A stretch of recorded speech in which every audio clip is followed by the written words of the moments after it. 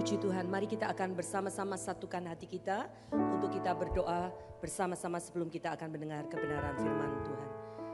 Kami bersyukur Tuhan untuk kesempatan yang Tuhan berikan kepada kami, untuk nafas hidup yang masih Tuhan percayakan dalam hidup kami, sehingga kami saat ini boleh beribadah bersama-sama, meskipun lewat online, tapi kami percaya Engkaulah Jehovah Syama, Tuhan yang Maha Hadir, Tuhan yang hadir di tempat ini, Tuhan juga hadir di rumah-rumah jemaat-Mu yang saat ini bersama-sama bersepakat bersekutu di dalam ibadah PDM.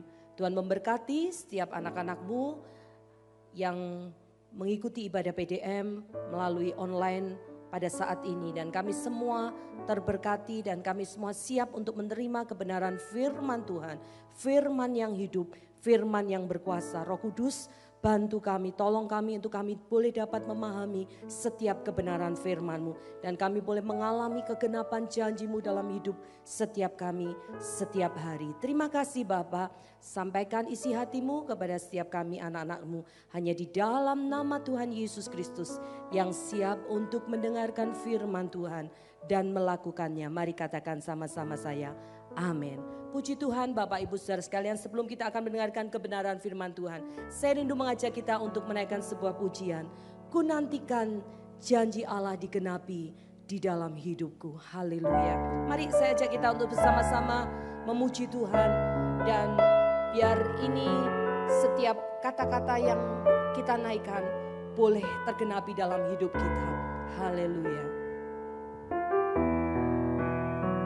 Ku nantikan janji Allah digenapi. Ku nantikan janji Allah digenapi dalamku. Ku harapkan yang terbaik terjadi di dalamku.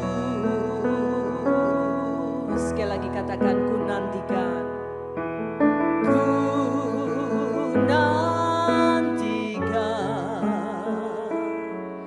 janji Allah digenapi dalamku. Ku harapkan yang terbaik terjadi di dalamku. Yang ku tahu Dia sediakan menurut firman-Nya bagi kemuliaan-Nya. Yang ku yakin Dia kerjakan seturut kasih-Nya bagiku. Yang ku tahu, yang ku tahu Dia kerjakan, Dia kerjakan seturut firman-Nya bagi kemuliaan-Nya. Yang ku yakin Dia sediakan seturut kasih-Nya bagiku. Seturut kasih-Nya, seturut kasih-Nya bagiku. Seturut kasih-Nya bagiku.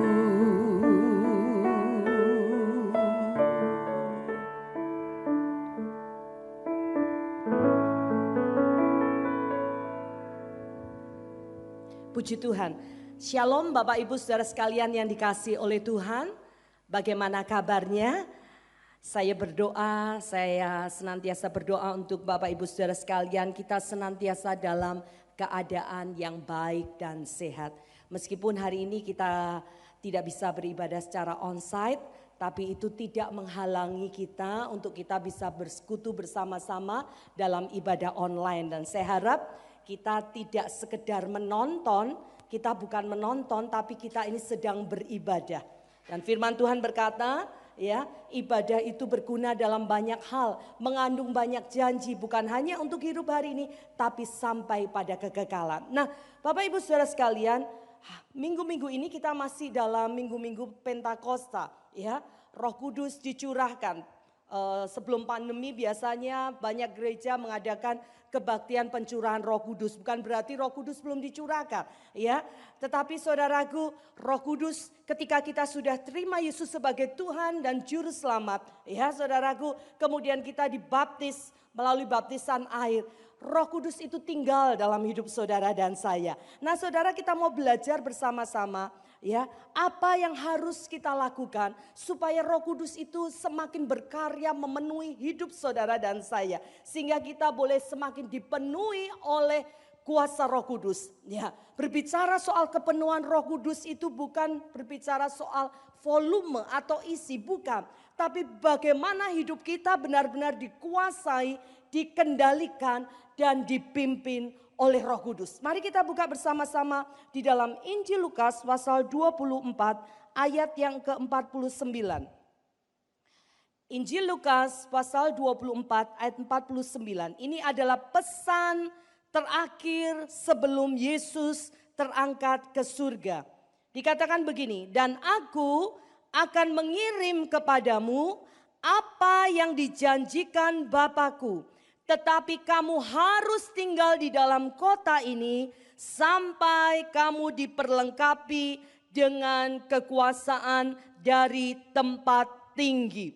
Kata kekuasaan di situ dipakai dari bahasa aslinya, dipakai kata dunamos, ya. Dari akar kata kita tahu sama-sama dinamit, ya, yang artinya saudara ledakan, memiliki daya ledak, ya saudara.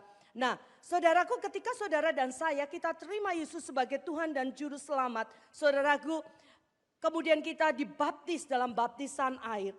Saudara, maka seperti Injil Yohanes pasal 1 ayat 12 katakan, tetapi semua orang yang menerimanya diberi kuasa untuk menjadi anak-anak Allah. Nah, kata kuasa di dalam Yohanes 1 ayat 12 itu bukan dipakai kata dunamos, tapi exousia. Yuk mari katakan sama-sama saya, exousia, ya.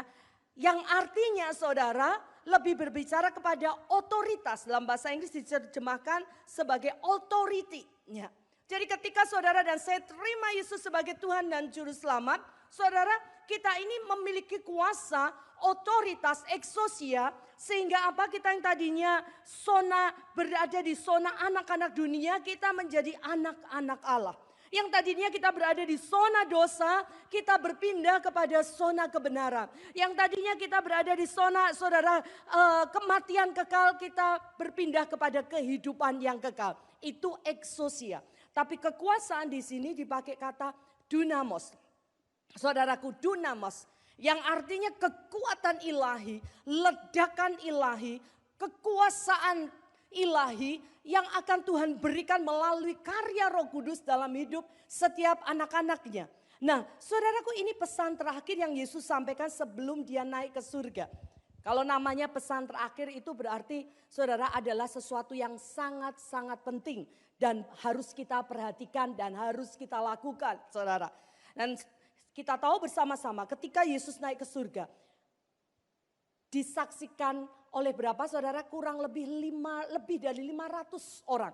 Ya, ada banyak nabi, ada banyak hamba-hamba Tuhan besar di dunia ini, ya, nabi-nabi di dunia ini berkata sudah pernah naik surga tapi nggak ada saksinya.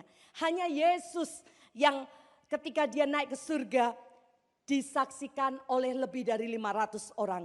Itu membuktikan bahwa dia memang berasal dari surga. Dan itu membuktikan bahwa dia Tuhan. Nah, apa pesan Yesus kepada murid-muridnya sebelum dia naik ke surga? Supaya apa, saudaraku, murid-muridnya diperlengkapi dengan dunamos, kekuasaan dari tempat yang maha tinggi. Dipenuhi dengan Roh Kudus, saudaraku. Dikatakan di sini, saudara, tetapi kamu harus tinggal di dalam kota ini. Kota ini adalah Yerusalem. Nah, yang pertama saudara, apa yang Yesus perintahkan kepada murid-muridnya?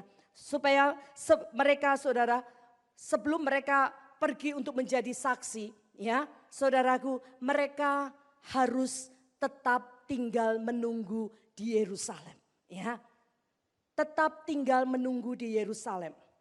Tidak ada orang yang senang yang namanya menunggu. Apalagi Yesus tidak ngomong menunggunya berapa lama saudara. Bisa seminggu, bisa sebulan, bisa berbulan-bulan, bisa setahun. Yesus tidak ngomong, Yesus cuma bilang kamu tunggu, diam di Yerusalem. Ya, jangan kemana-mana sampai Roh Kudus dicurahkan. Sepertinya mudah ya saudara, menunggu diam. Ternyata enggak mudah loh. Enggak semua orang suka disuruh menunggu. Buktinya apa saudara, ketika Roh Kudus dicurahkan di loteng Yerusalem. Yang tinggal itu dari mereka menyaksikan Yesus bangkit lebih dari 500 orang. Tinggal 120 orang. Kemana yang lainnya? Saya yakin mereka mungkin mulai enggak sabar. Mereka berpikir ini salah, ya enggak benar, harusnya kita segera pergi memberitakan Injil. Kan Yesus perintahkan untuk pergi untuk menjadi saksi sampai ke ujung-ujung bumi. Kenapa malah kita harus diam? Ya, kita harus pergi. Ada yang sebagian mulai malas, ada yang sebagian mulai capek, bosan saudara. Kemudian mereka meninggalkan persekutuan. Tetapi di sini Yesus perintahkan tetap tinggal diam di Yerusalem. Apa maksudnya di sini? Saya belajar saudara dari apa yang Yesus pesankan kepada murid-muridnya. Itu juga yang harus saudara dan saya lakukan untuk kita menanti janji Tuhan digenapi dalam hidup kita. Tetap tinggal diam. Maksudnya apa saudara? Mari kita buka di dalam Yesaya pasal 30 ayat yang ke-15. Yesaya pasal 30 ayat yang ke-15. Dikatakan begini. Yesaya pasal 30 ayat yang ke-15. Ya.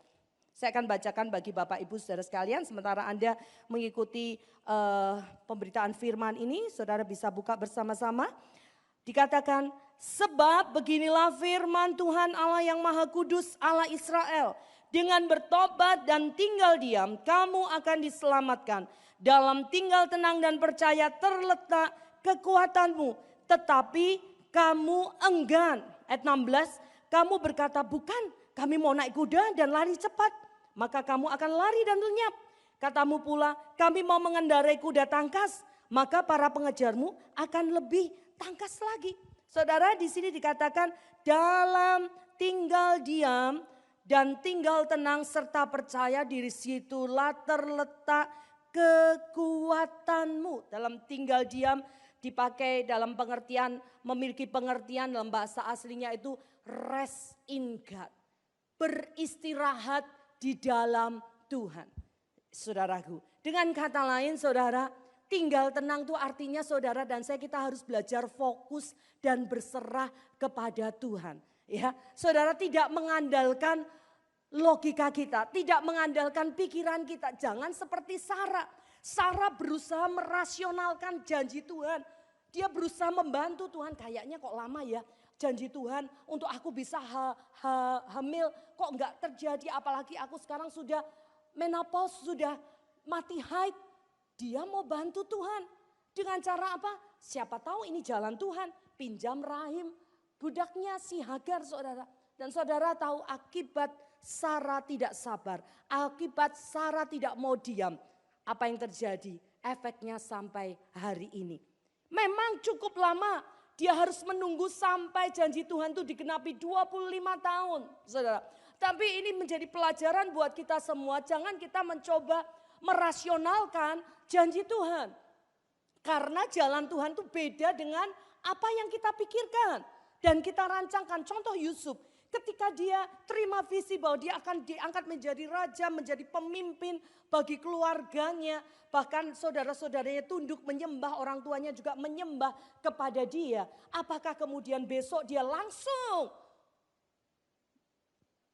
menerima atau mengalami jalan yang menuju penggenapan dari visi yang Tuhan berikan? Enggak saudara, besoknya malah apa yang terjadi ketika dia cerita saudara-saudaranya dia dibenci, dia dibuang ke sumur, kemudian dia jual jadi budak di Mesir, bahkan dia harus masuk ke liang tutupan penjara yang paling dalam.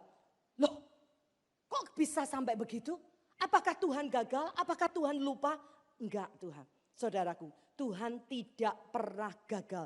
Tuhan tidak pernah lupa dengan janjinya. Dan yang luar biasa saya pelajari, janji Tuhan itu iya dan amin. Dan tidak pernah ada masa expirednya. Tidak ada yang namanya kadaluarsa.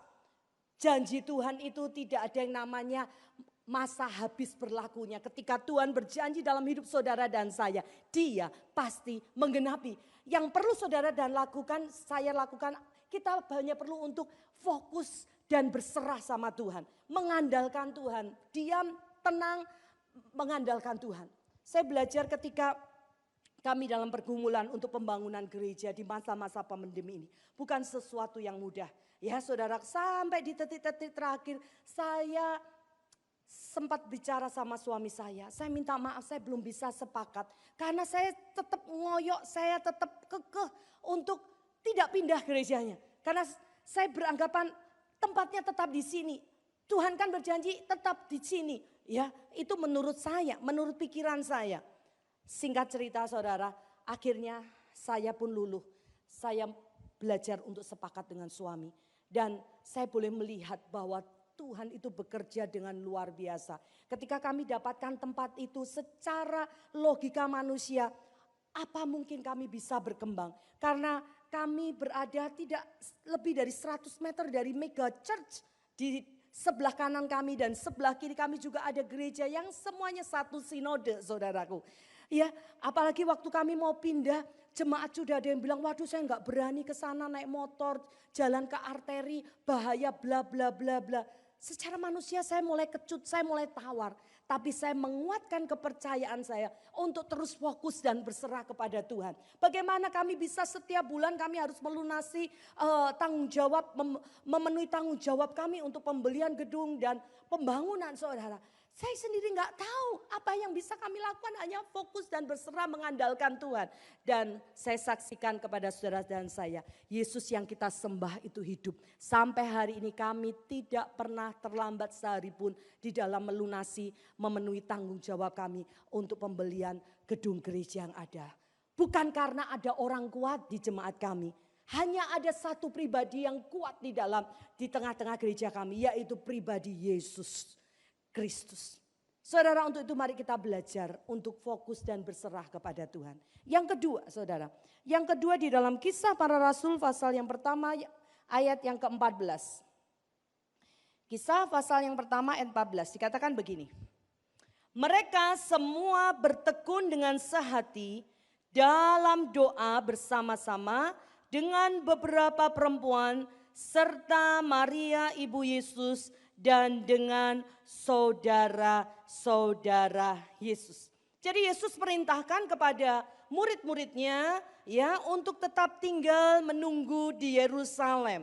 Dan mereka berkumpul bersama-sama dengan dikatakan di sini bertekun dan sehati. Di mana mereka berkumpul saudara? Di loteng Yerusalem. Ya saudara, seringkali kita menyebutnya peristiwa Pantekosta itu dengan peristiwa loteng Yerusalem. Ya, saudara, memang itu adalah tempat di lantai 2. Menurut kisah yang ada, pengikut Yesus ada yang kaya, dia punya rumah yang besar, lantai 2-nya dipinjamkan untuk perjamuan terakhir. Dan tempat yang sama juga di mana murid-murid berkumpul menanti-nantikan Roh Kudus dicurahkan. Itulah yang sering kita sebut dengan upper room, loteng Yerusalem. Ya saudara, berbicara loteng, ya saudara, saya itu rumah saya 2 lantai. Lantai pertama adalah ruang tamu, kemudian ada kamar tamu, ada ruang makan, dapur, kemudian ada satu ruangan saya gunakan khusus untuk saya kerja. Saya beri nama itu dapur bugem ya. Itu semua orang bisa ya kalau datang masuk ke ruang tamu dan mungkin ruang makan kami. Tapi kalau sudah di namanya lantai atas, di lantai atas itu ada ruang keluarga. Biasa di masa pandemi ini kami gunakan untuk syuting online, ibadah doa malam online, dan kalau kita ada undangan online juga, kita syutingnya di lantai atas. Kemudian ada kamar-kamar anak saya dan ada kamar saya pribadi dengan Pak Yu. Siapa yang bisa naik ke lantai atas saudara?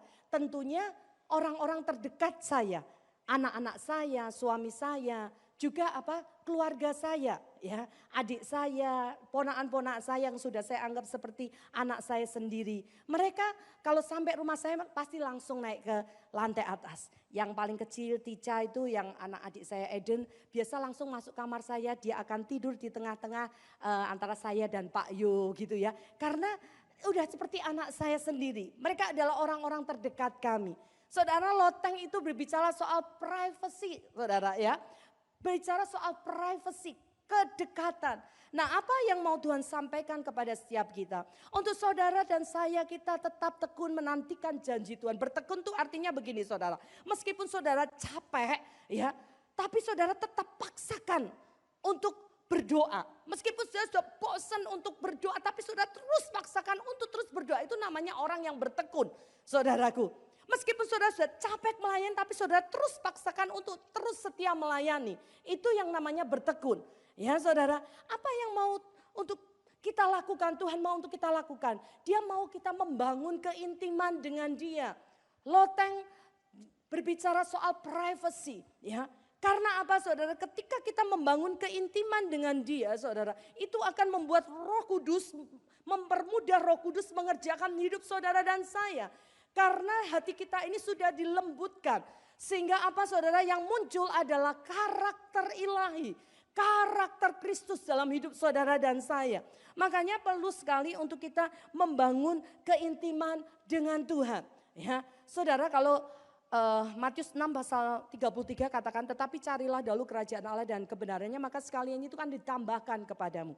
Saya percaya ketika kita menyediakan waktu yang khusus untuk kita membangun keintiman dengan Tuhan. Kita menyediakan waktu yang khusus seperti hari ini saudara mengikuti ibadah online PDM. Saudaraku, pasti itu akan membawa dampak yang luar biasa.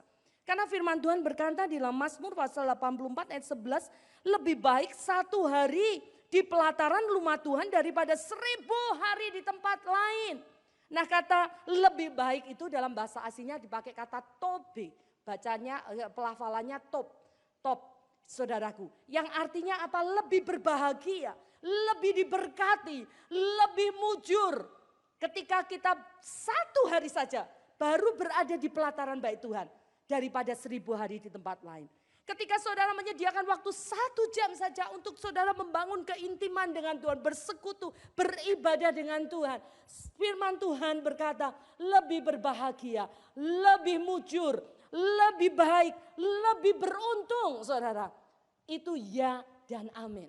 Dan saya berdoa setiap kita tangkap kebenaran firman Tuhan ini. Ya, mari kita bangun keintiman dengan Tuhan. Ketika Roh Kudus memenuhi setiap hidup kita itu berarti artinya dikuasai, dikendalikan oleh Roh Kudus. Apanya saudara? Keinginan-keinginan kita dulu, kehendak-kehendak kita. Nah, sekarang masalahnya apa yang lebih kita turuti? Keinginan daging kita apa keinginan Roh Kudus? Keinginan daging kita nonton drakor sampai berserial-serial atau keinginan Roh Kudus untuk kita baca firman, untuk kita beribadah, saudara. Saya percaya kalau saudara hidup kita dipenuhi Roh Kudus, keinginan daging kita itu akan semakin mati, semakin habis. Dan yang muncul adalah kehendak Tuhan, kehendak Roh Kudus. Yang ketiga saudara, apa yang dilakukan oleh murid-murid ketika mereka menantikan janji Tuhan untuk diperlengkapi dengan kuasa dari tempat yang maha tinggi. Kisah Para Rasul pasal 1 ayat 23 sampai 26. Kisah Para Rasul pasal 1 ayat 23 sampai 26. Lalu mereka mengusulkan 2 orang Yusuf yang disebut Barsabas dan yang juga bernama Justus dan Matias. Mereka semua berdoa dan berkata, ya Tuhan, Engkaulah yang mengenal hati semua orang. Tunjukkanlah kiranya siapa yang Engkau pilih dari kedua orang ini untuk menerima jabatan pelayanan. Yaitu kerasulan yang ditinggalkan Yudas yang telah jatuh ke tempat yang wajar baginya. Lalu mereka membuang undi bagi kedua orang itu dan yang kena undi adalah Matias. Dan dengan demikian ia ditambahkan kepada bilangan ke-11 rasul itu. Nah saudara, tadi di awal saya katakan orang yang disuruh menunggu itu tidak enak. Apalagi tanpa kepastian ya saudaraku. Tapi di sini kita melihat menunggunya murid-murid bukan menunggu yang pasif. Tapi yang menunggu aktif. Mereka tidak hanya delongap, delongop, Pak Yu sering bilang toleh, ya, gosip, ya, ngerumpi. Enggak, saudara. Mereka terus berdoa dengan bertekun dan bersehati, saudara. Dan apa yang mereka lakukan? Mereka juga mencari pengganti Yudas, saudara. Bagaimana caranya? Dengan mereka berdoa, kembali lagi. Berdoa dan membuang undi. Dengan kata lain, saudara, ketika kita menunggu janji Tuhan digenapi dalam hidup kita, lakukan apa yang menjadi bagian saudara dan saya. Dan biarkan Tuhan melakukan bagiannya. Ya. Sekali lagi, lakukan apa yang menjadi bagian saudara dan saya dan biarkan Tuhan melakukan apa yang menjadi bagiannya. Seperti kisah mujizat 5 roti 2 ikan bisa memberi makan 5.000 orang. Bagian saudara apa? Menyerahkan 5 roti 2 ikan. Ya, bukan memberi makan 5.000 orang, itu bukan bagian kita, itu bagiannya Tuhan, saudara. Tapi seringkali kita ini berusaha membantu Tuhan dengan mengambil bagiannya Tuhan sehingga membuat kita apa? Stres, membuat kita putus asa, saudara. Lakukan apa yang menjadi bagian kita ketika kita harus berdoa, lakukan dengan bertekun, dengan setia. Selebihnya biar Tuhan yang bekerja. Saudaraku, saya punya pengalaman unik ketika beberapa minggu yang lalu. Sekarang saya bukan hanya bugem, tapi juga baker.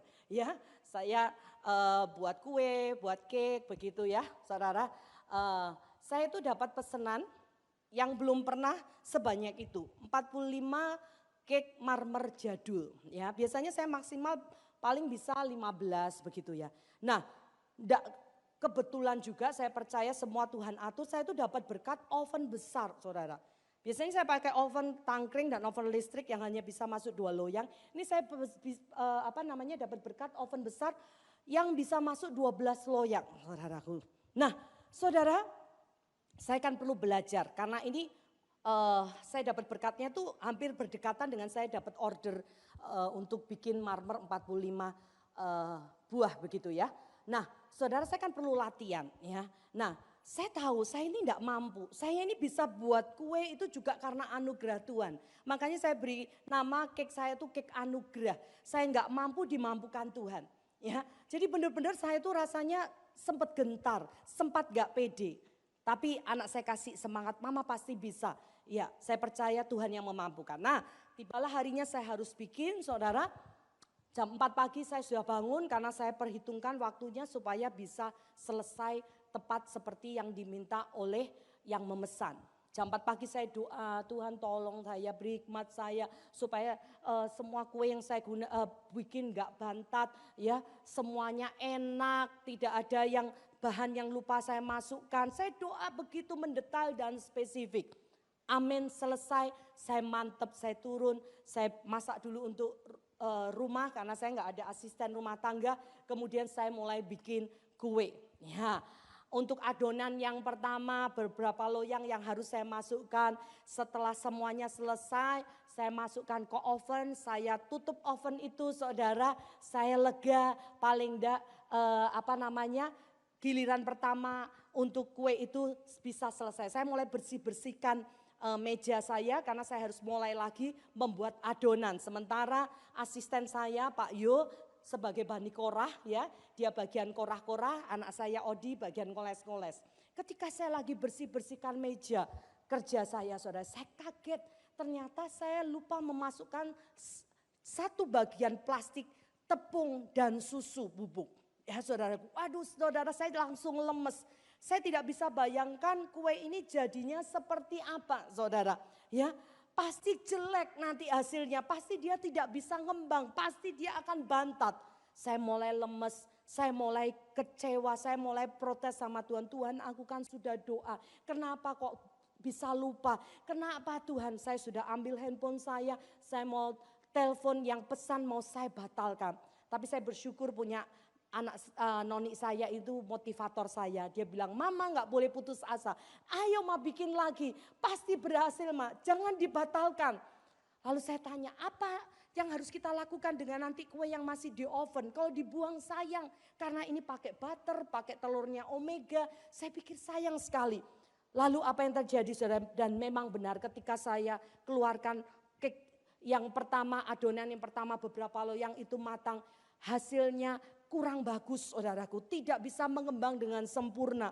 Tapi waktu saya icipin, ya kok lumayan ya. Lalu saya katakan kepada Pak Gem, sudah kamu berikan siapalah yang teringat, bagikan saja. Jangan dibuang karena ini bahan-bahannya premium. Dan saya pesan kepada Pak Gem, Pak Yo bilang aja bahwa ini saya gagal ya. Cake ini kurang bagus karena saya lupa memasukkan terigu. Tapi ternyata suami saya enggak menuruti apa yang saya mau. Dia bagikan itu tapi dia enggak bilang kalau ini saya lupa memasukkan terigu. Dia hanya bilang ini Ibu Vera bugem lagi percobaan oven saudara. Nah saudara tidak berapa lama ya sambil saya masih buat adonan untuk termin yang kedua. Beberapa orang yang sudah mendapat kue dari saya, dari Pak Gem. Mereka memberi testimoni, mereview. Pak Gem ini kue enak banget ya. Termasuk Ibu Ine yang saya ajak hari ini. Dia bilang, Bu nih ini cake-nya enak banget. Bantat loh. Ya, enggak ini enak. Bukan karena gratis dia bilang begitu saudara. Ya kan biasa orang kalau dikasih gratis bilang enggak enak bilang enak. Tapi dia bilang benar-benar enak. Ya saudara karena memang tepungnya sangat sedikit. Ya saudara kuning telurnya banyak. Bantat loh, lah bantatnya itu malah yang enak. Saya sampai berpikir kok bisa ya. Tapi itu memberikan semangat saya untuk bikin lagi saudara. Sampai selesai 45 buah cake marmer. Dan tahukah saudara di termin yang ketiga ketika saya lagi membuat adonan mau masukkan loyang-loyang itu ke oven. Saya itu menyalakan gas, membuka gas terlalu besar. Nah waktu itu saya belum punya alat pematik api. Saya pakai lilin, saya pakai tusuk sate untuk menyalakan api. Dan itu ada jarak dari lilin ke oven. Ketika saya bawa api itu mau saya masukkan oven, kena kipas angin, mati api itu. Saya ulang sampai 3 kali. Saya tidak sadar kalau gas itu sudah keluar dari oven itu.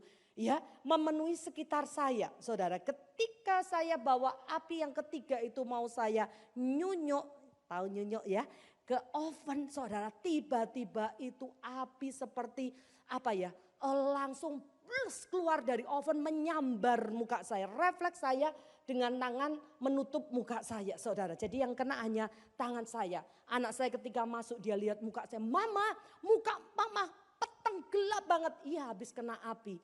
Saudara saya kaget sekali. Tapi di situ saudara saya baru sadar.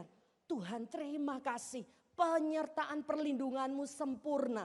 Saudara mungkin di awal saya sempat komplain sama Tuhan. Kenapa saya sudah doa tapi gagal. Tapi saya baru tahu ternyata saudara apa yang saya doakan itu Tuhan jawab. Tuhan melindungi saya saudara. Jadi saudara jangan saudara pikir buat apa doa mana buktinya gagal. Tidak saudara, Tuhan melindungi saya saudaraku. Jadi saya selalu yakin apa yang didoakan dan tidak itu pasti berbeda saudaraku. Ya jadi tidak sia-sia saya berdoa pagi. Ya memang sepertinya sia-sia gagal. Enggak, dari kegagalan itu saya belajar sesuatu untuk saya lebih berhati-hati mengerjakannya saudara. Nah seharusnya kalau kita enggak ibadah online saya rencana akan membagikan ke semua jemaat sepotong-sepotong kue marmer saya ya. Tapi hari ini juga saya bawa tapi enggak marmer ya. Bu Ina bisa bagikan aja dengan yang hadir di dalam rekaman sini. Cake tabe tadi saya buat khusus ya. Paling enggak bisa icip-icip ya. Dapure bugem. Sebetulnya rencana saya, nanti kalau di Kudus saya akan bawa kue marmer saya bagikan ke semua jemaat. Tapi tidak apa-apa, nanti next time ya Bapak Ibu Saudara sekalian. Nah oleh sebab itu saudara saya berdoa setiap kita tangkap kebenaran firman Tuhan malam hari ini. Yang pertama saudara fokus dan berserah pada Tuhan. Itulah tinggal diam dan tenang. Yang kedua saudara bangun keintiman dengan Tuhan. Ya. Yang ketiga lakukan apa yang menjadi bagian saudara dan saya. Dan biarkan Tuhan melakukan bagiannya. Tuhan memberkati. Mari kita berdoa bersama-sama. Firman-Mu sudah hamba-Mu sampaikan dan biarkan Roh Kudus saat ini mengerjakan dalam hidup setiap anak-anak-Mu berbicara lebih lagi. Hamba-Mu tidak tahu apa yang sedang digumulkan oleh anak-anak-Mu. Tuhan tapi kami percaya ketika Tuhan berjanji, Tuhan pasti akan menggenapinya. Karena Engkau Tuhan yang setia dan Engkau Tuhan yang tidak pernah mengingkari janjimu. Saat ini Tuhan, biar firman-Mu ini benar-benar mengerjakan sesuatu dalam hidup anak-anak-Mu. Berbicara kepada setiap kami ketika kami mulai merasa capek, kami merasa bosan menantikan janji Tuhan dalam hidup kami. Tuhan, biar kami boleh senantiasa tetap fokus dan berserah sama Tuhan. Kami belajar untuk taat melakukan apa yang menjadi bagian kami. Dan selebihnya Tuhan yang akan melakukan bagian-Mu Tuhan. Dan Roh Kudus, Kau yang terus bekerja menguasai setiap hidup kami. Sehingga bukan keinginan kami, tapi biar kehendak Roh Kudus saja yang terus kami turuti, kami taati dalam hidup keseharian kami. Dan benar-benar hidup kami boleh menjadi saksi. Bukan hanya di dalam rumah, tapi di tempat di mana Tuhan tempatkan kami. Hidup kami boleh menjadi berkat karena itulah panggilan utama kami sebagai anak-anak Tuhan. Setiap kami melangkah senantiasa terkoneksi dengan amanat agung-Mu. Terima kasih Bapak Roh Kudus. Kau yang terus bekerja memenuhi setiap hati anak-anak-Mu, semua jemaat-Mu PDM yang sudah setia mengikuti ibadah online, kami percaya tidak akan pernah sia-sia. Terima kasih Tuhan Yesus, hanya di dalam nama Tuhan Yesus kami berdoa dan mengucap syukur. Semua yang percaya mari katakan amin.